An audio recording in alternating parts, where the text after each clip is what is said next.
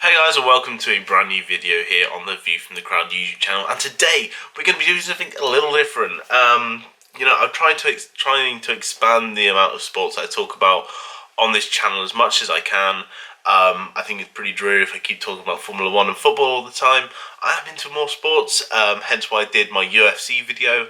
I believe my very first video was actually a boxing video, but today we're going to be doing something very much different from all of them, and talking about the Super Bowl. I've been a fan of the NFL for about 3 or 4 years now. I used to sort of do what most British people did and say, it's just a shit version of rugby. But over the last sort of few seasons of the NFL, I've been gradually getting more and more into it. I've been watching the Super Bowl for quite a while. Even though I had no interest in the sport, I would religiously stay up to watch the Super Bowl, which I don't know why. And that's sort of now gradually to the point where I think the last 2 seasons are the 2 seasons that I've watched the NFL season from start to finish. Backing my team, the Minnesota Vikings, even though we're absolute shit. Well, we're getting there. We're getting there. Give us a couple of seasons, and we might actually make it to the playoffs. But today we're going to be talking about a game which my team got absolutely nowhere near, and that is the Super Bowl, which was between the Kansas City Chiefs, who are the defending champions, and the Tampa Bay Buccaneers. It's not going to be a particularly long video. The game was long enough. While I do love NFL and the way it is, the games are too long, and to take you have a 2-minute warning at the end of each half, which is basically a designated ad break. It does get a bit ridiculous, but thank the Queen for the BBC. The fact that the BBC actually do show the Super Bowl live, no ads, great analysis, great commentary on it, was brilliant. So thank God for that, so I didn't have to sit through ads every 45 seconds to a minute. I do find myself watching a lot of American sports, especially a lot of American motorsport, and they even have ads like during the Indy 500, which it's the most suckiest thing ever, and I absolutely hate it. And I don't understand how American viewers even want to put up with it. The fact that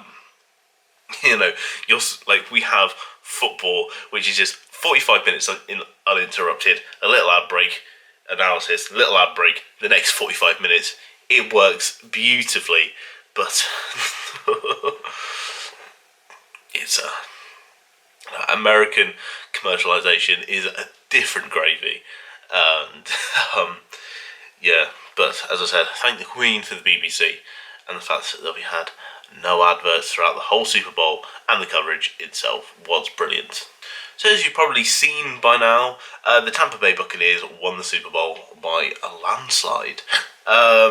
The Kansas City Chiefs were completely cruising through the regular season and seemed to be cruising through the playoffs. And, I think most people, including myself, in my Super Bowl preview that I did for Spotlight Pro, I put the Kansas City Chiefs to win. The Tampa Bay didn't start off particularly great, but eventually they kind of just hit the ground running and really sort of started on this push to get to the playoffs. And then each game in the playoffs, they were surprising us. First they beat the Cleveland Browns, and then they go and beat Green Bay Packers, a team which I think a lot of people were thinking were going to get to the Super Bowl and potentially challenge the Kansas City Chiefs sort of dominance of the season. But no, it was going to be the Tampa Bay Buccaneers, and these two teams had played in the regular season. Kansas City won fairly comfortably, despite a bit of a sort of a late renaissance from Tampa Bay. But no, it was the Chiefs who won that game fairly fair and square. But it just wasn't this time. I don't know what happened to the Chiefs, but they crashed and burned in that game. It was quite painful to watch, actually. Just watch this team that had been playing so well throughout the whole season, cruising most of it, to then just completely capitulate on the biggest stage in NFL. it's something, crazy. Last season when they played the 49ers in the Super Bowl, the 49ers were, first three quarters, they were playing, better than the Chiefs. But the Chiefs weren't playing bad. They were just, the 49ers defense was, really holding firm. And then, boom, fourth quarter, Mahomes magic. He was finding passes left, right, centre. They were able to make mega drives and, regain 21 points just in the final quarter. Absolute scenes. I would say it's unheard of in Super Bowl history, but we all remember Tom Brady against the Atlanta Falcons and that incredible comeback they made to win that Super Bowl. So I'm not gonna say it's like, oh my god, it's like the greatest final quarter of all time to win a Super Bowl, because let's face it, it wasn't. And similar to that Super Bowl against the Atlanta Falcons, Tom Brady did it again. He absolutely overturned the odds. You should never bet against Tom Brady at a Super Bowl, regardless of the team that he's playing playing for. The man is just the GOAT. He is the GOAT of the NFL. He is the best quarterback, I think, probably hands down. He's now won 7 Super Bowls. I know there's a lot of Tom Brady haters all that will probably crucify me for saying that. You say you've only been watching for so many years, but I know enough in the years I've been watching NFL to know just how good Tom Brady is. Tom Brady is the reason why I even started watching NFL in the first place. Him and his dominance with the New England Patriots was the reason why I even, watching those Super Bowls with the Patriots dominating year after year after year was the reason why I got into NFL, just because the way that they played was fantastic. In terms of actual sort of like game analysis, there's not really too much I can say, because if for anyone who's watched it or even like watched the highlights, I think it's pretty obvious what happened in the game. The Buccaneers defense were incredible. They really kept the offense of Kansas City just absolutely guessing. They really minimized how much of the ball could be played to Kelsey or Tyreek Hill. It didn't, while we know that Patrick Mahomes can sort of move, he's quite a good mover as a quarterback, like sort of opposite to Brady, who very much sticks in the pockets, and his linebackers really sort of hold and give him enough time to sort of get the ball away. But Mahomes can move, and it's just sort of detriment to him. Like, he made like over 400 yards, something like that, running before passing a ball. Like, that's how much he had to move, just because if he'd stood still, he would have been sacked so many times. Like, the Bucs defense played astoundingly well to hold off what has been an immense force. At times he could have been sort of like an unrelenting force versus an immovable object.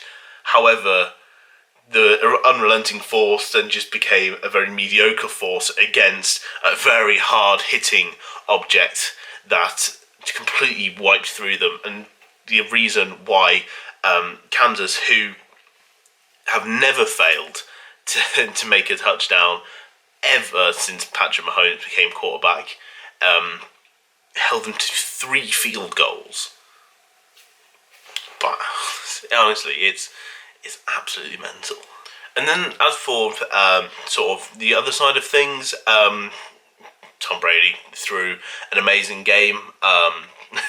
His link up with Rob Gronkowski and Antonio Brown was absolutely working a treat, as always. But the thing is, the main issue that I would say for Kansas sort of on the sort of defensive side, they just were too dirty. They were giving away penalties left, right, and centre, and just giving so much free yardage to the Tampa Bay Buccaneers that it really just cost them. It cost them really bad. I mean, I think there is a notable bit of play. I think it was just before half time. I think Tampa Bay were like on the 1 or 2 yard sort of 1 or 2 yard line, and they was somehow able to sort of stop Tampa Bay from getting through. I think that was probably the best bit of play that we've seen from the Chiefs defense sort of all game. But the fact that the only reason why they were that so close to the goal in the first place is because he bloody given a penalty away and put the ball down on the 1 yard line. It was like, I mean, I've seen a lot of Chiefs fans on Twitter, on Facebook, very, very angry with the referees and sort of all the officials saying, "Oh, it was all rigged." You know, same old, same old. You get it in every sport, it would seem. But come on, like seriously, if you actually believe that, you are just absolutely stupid. Like the amount of holding, the amount of sort of just roughing, like it was just so unnecessary.